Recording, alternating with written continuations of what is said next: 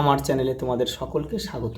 আজ আমরা ক্লাস 4-এর রায়মার্টিন প্রশ্নবিচিত্রা থেকে বাংলার দ্বিতীয় পর্যায়ক্রমিক মূল্যায়নের অষ্টম স্কুল সলভ করব।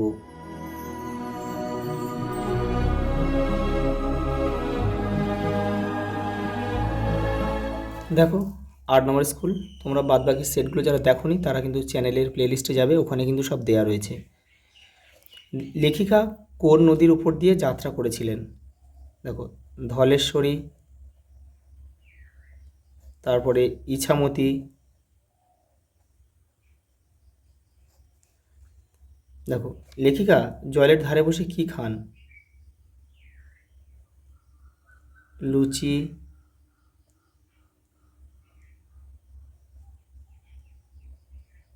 আলুর দম,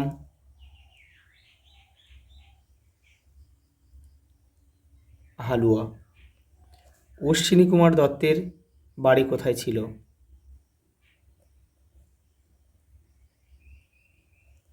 বরিশাল জেলার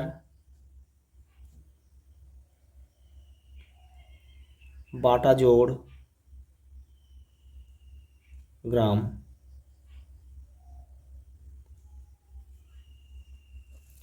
কতক্ষণের মধ্যে দাদুর জন্য ওষুধ আনতে হবে? 2 ঘন্টার মধ্যে। 2 ঘন্টার মধ্যে। কথক সওদাগর কিভাবে বিভেদ ভেঙে সমস্তকে একাকার করতে চান? বন্যা এনে।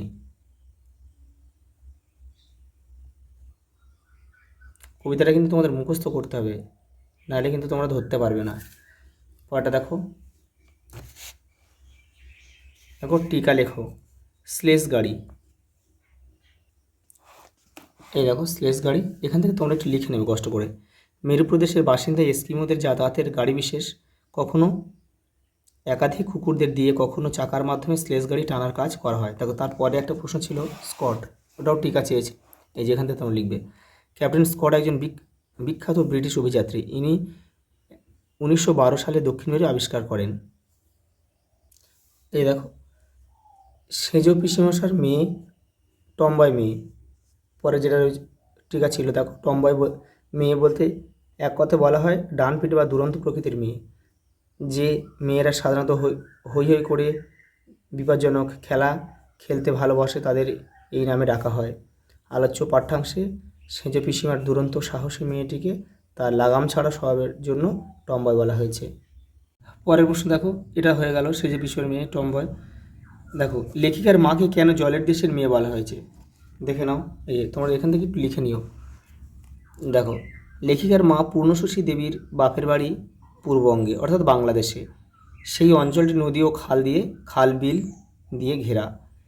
এই কারণে লেখিকার মাকে জলের দেশের মেয়ে বলা হয়েছে। পরে বসে দেখো, বড় পিসিমার বাড়ি থেকে ফেরার সময় প্রবল ঝড় বৃষ্টিতে ফাঁকা মাঠে কথকের যে অভিজ্ঞতা হয়েছিল তা লেখো। দেখো এই যে এখান থেকে তোমাদের লিখতে হবে। এই দেখো, কথকের মনে হয় ফাঁকা মাঠে বৃষ্টি আরও মুষলধারে পড়ছিল। তিনি চিন্তা করে বুঝতে পারেন মাঠ যেহেতু খোলামেলা তাই ঝড়ের হাওয়াকে বাধা দেওয়ার কিছু নেই। তীক্ষ্ণ জলের ফোঁটা পেরেক গাথা থ্যাবড়া হাতে কথকের পিঠে যেন চড়ের পর চড় মারতে থাকে। হাওয়ার প্রবল তোড়ে তার বোধ হয় তিনি যেন মাটি ছুঁয়ে ছুঁয়ে দ্রুত ছুটে চলেছেন। কত সালে স্কট জন্মগ্রহণ করেছিল? 1868 সালের 5ই জুন। ছেলেবেলা থেকে সামুদ্রিক অভিযানে স্কটের আগ্রহ ছিল কেন? দেখো তোমাদের বইয়ের এটা 70 নম্বর পেজে রয়েছে। এই যে এখান থেকে লিখতে হবে। তার পূর্বপুরুষেরা অনেকেই সামুদ্রিক বিভাগে বড় বড় চাকরি করে গিয়েছেন। সমুদ্রের প্রতি একটা টান নিয়েই তিনি জন্মগ্রহণ করেন। সেজন্য ছেলেবেলা থেকেই তিনি জাহাজে কাজ শিখতে থাকেন এবং কিশোরকালেই জাহাজের কাজে লেগে সমুদ্রযাত্রা করেন। দেখো পরের প্রশ্ন, দেশে দেশে দেয়াল গাঁথা বলতে কবি কী বুঝিয়েছেন? কীভাবে তিনি এর প্রতিকার করবেন? এই যে এখান থেকে তোমরা করবে।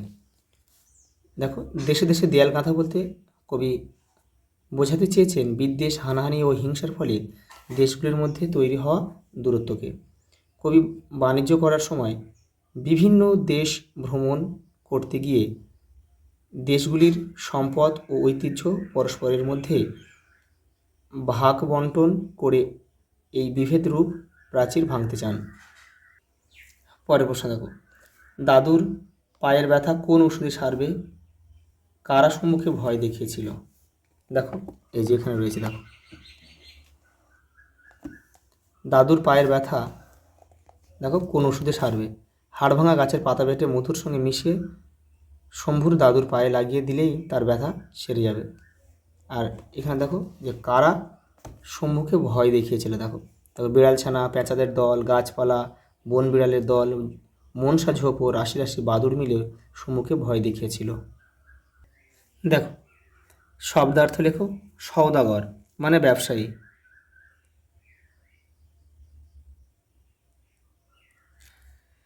দেখো, নজরানা মানে কি উপঢৌকন বা ভেট।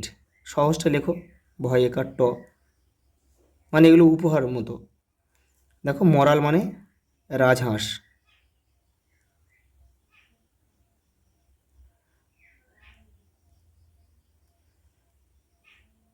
দেখো, শক্তি মানে ঝিনুক। দেখো, সমার্থক শব্দ লেখো। বিদ্যালয়, স্কুল লেখা যায়, পাঠশালা লেখা যায়। পাঠশালা লেখো, তোমরা স্কুলে লিখতে পারো। বায়ু, বাতাস, বাতাস পবনও তোমরা লিখতে পারো। শিক্ষক, গুরুমশাই লেখা যায়, মাস্টার লেখা যায়, গুরুমশাই লেখো,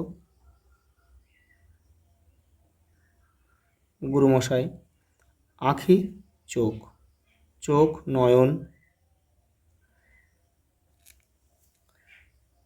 দেখো, বিপরীত শব্দ লেখো। গরম, ঠান্ডা, দুঃখ, সুখ, দুরন্ত, শান্ত, ভয়, সাহস।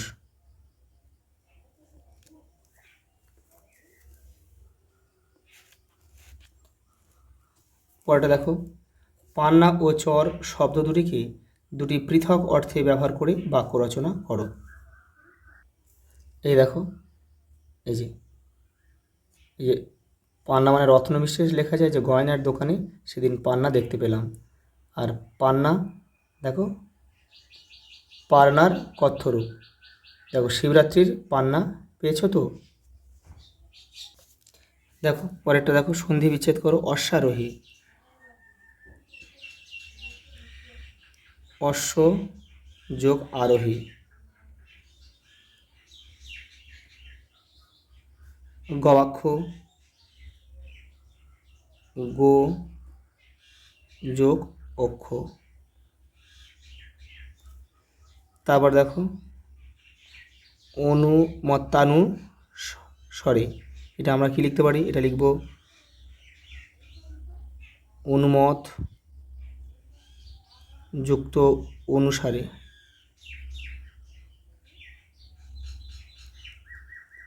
তারপর লাগে উত্তর উত্তর। উত্তর উত্তর আমরা লিখব কি? উত্তর যোগ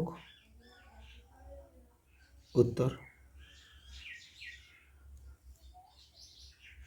দেখো, বাকি সেটগুলো কিন্তু তোমরা যারা দেখো না, আবারও বলছি, চ্যানেলের প্লে লিস্টে যাবে, ওখানে কিন্তু তোমাদের সব ভিডিওগুলো একটা প্লে লিস্টের মধ্যে দেওয়া রয়েছে। আজ এই পর্যন্ত, দেখা হবে পরের ভিডিওতে।